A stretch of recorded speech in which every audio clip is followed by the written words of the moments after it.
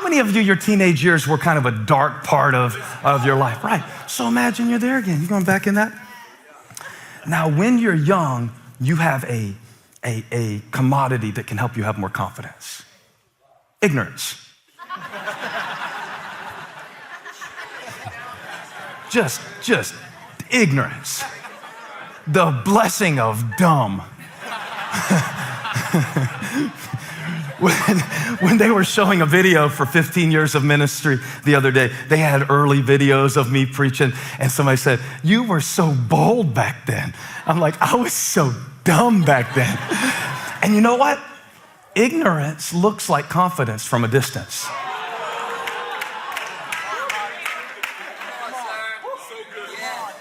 A lot of the times that God can do the most through somebody is when they know the least. But let me mess around and live for a little while, and I build a file of everything that can go wrong. Things I didn't know I was supposed to be scared of when I was 17. Things I didn't know I was supposed to be scared of the first 2 years of church. So the benefits of ignorance is that it gives you this kind of confidence. Paul is not writing about that kind of confidence, though. He knows how much it costs to serve Christ. He knows how uncertain it is. He knows how hard it can be sometimes when you feel completely abandoned by the people you help. No other churches, no other partners, nobody's gonna stand with me. He knows all of that, but he's confident. Like David in Psalm 27. I will remain confident. That's not a feeling. That's a decision.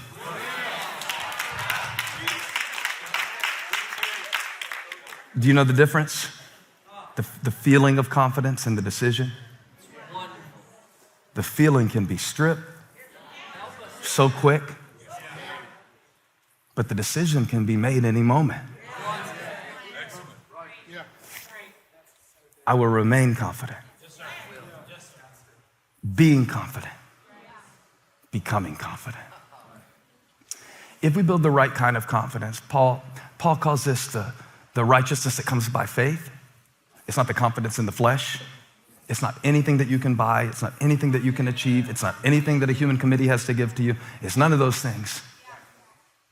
I guess you could say it's a kind of confidence that comes from above. So it never runs out. If you go back over to Psalm 27, and I want to marry these two scriptures because they're interesting together.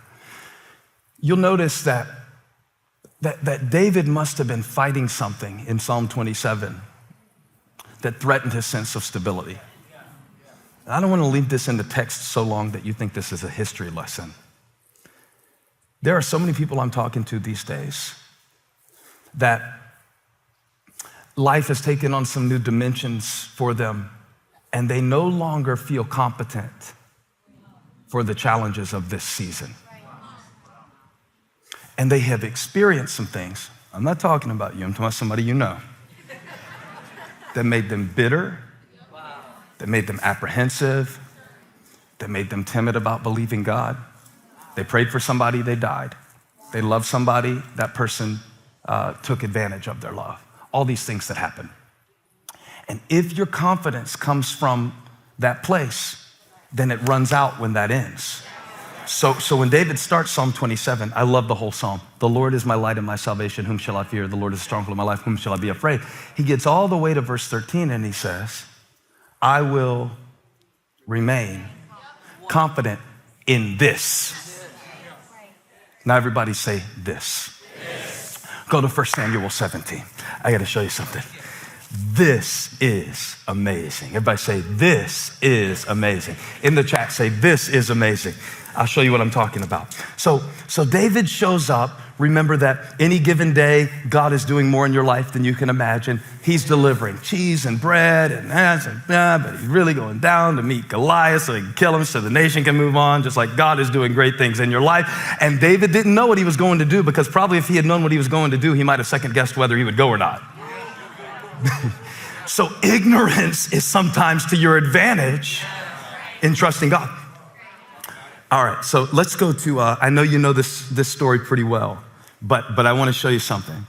In 1 Samuel chapter 17, where did I start y'all on the screen? Go all the way to the first one. Oh, this is it. He goes down to the battle lines. Take it down for a minute, let me set this up.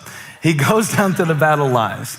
He hears Goliath intimidating God's people, and it freaks him out because how can y'all be passive about something that God promised to give you victory over? Remember, these are the experienced soldiers, and 3 of them are his own brothers. And I want to show you a difference between Paul and David and see which one you feel more like right now in your life. Paul had some partners who believed in him enough to support him in his hard time, his dark time. Watch what happened to David when he went down to help his brothers. When Eliab, David's oldest brother, heard him speaking with the men, asking, "Who is this giant that defies the armies of the living God?" he burned with anger at him and asked, "Why have you come down here? And with whom did you leave those few sheep in the wilderness?"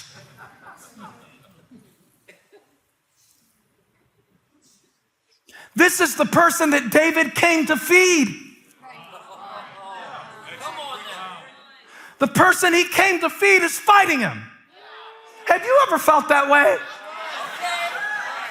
If they're sitting next to you right now, we can just have an unspoken tacit agreement. I feel you. It's hard to raise your hand on something like that when they are right next to you or in the other room. You're scared they might hear you. No, this is crazy because Paul is saying like, your partnership in the gospel, that encourages me, man. Have you ever had just somebody step up and believe in you when you didn't believe in yourself? Have you ever had somebody just see something in you that had gotten buried?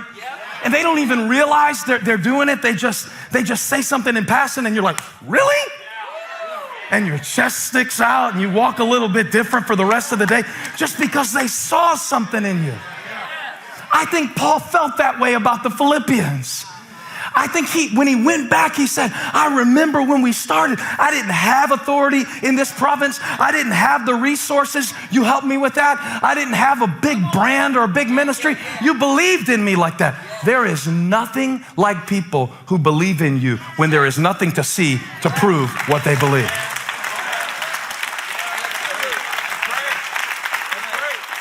And if God gives you somebody like that, do not let them go.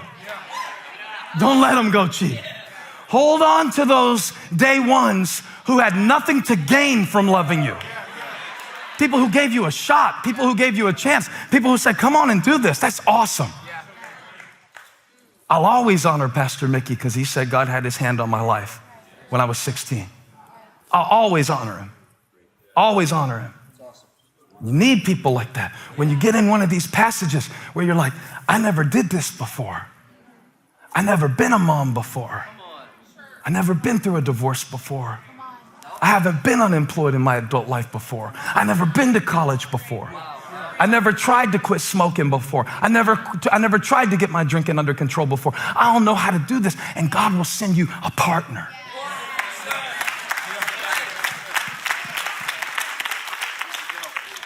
Somebody who sees potential in you that your pain has blocked from your own visibility.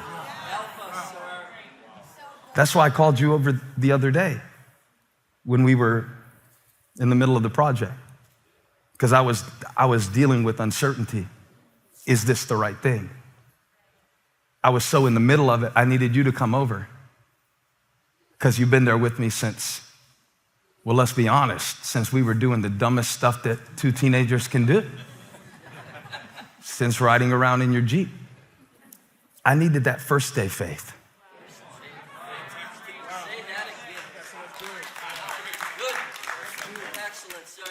And when you saw what I was creating, you said, this is it.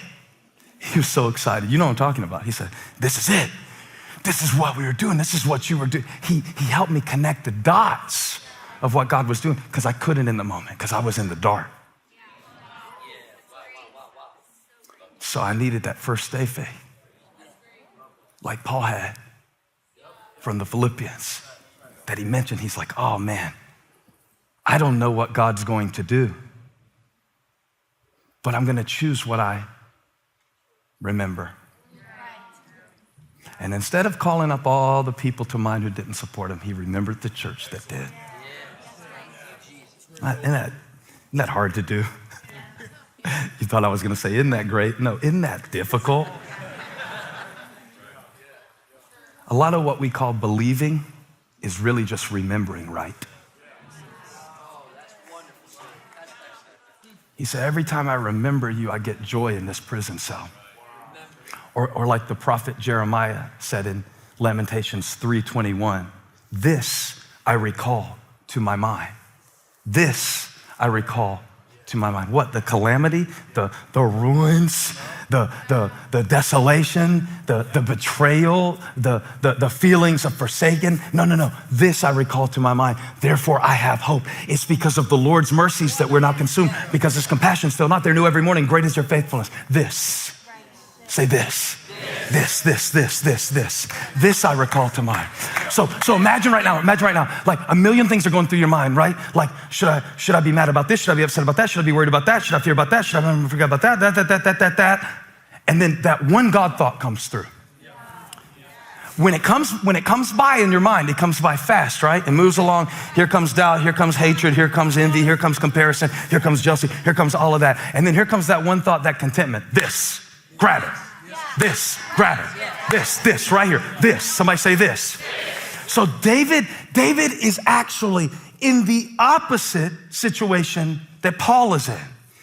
Paul is preaching to people who support him, but they can only do so much for him because he's in prison.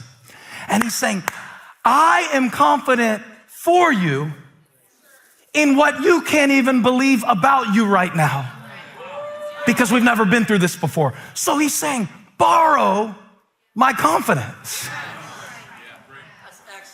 Did you know you can do that?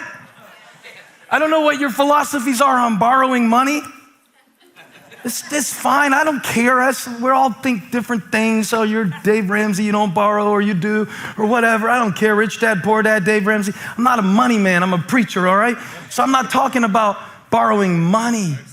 I'm talking about a different currency called confidence. And what you believe about what you can be, and what you believe about what you have inside of you, and what you believe about what God called you to do, and what you believe about what you're going through. That's what I'm talking about.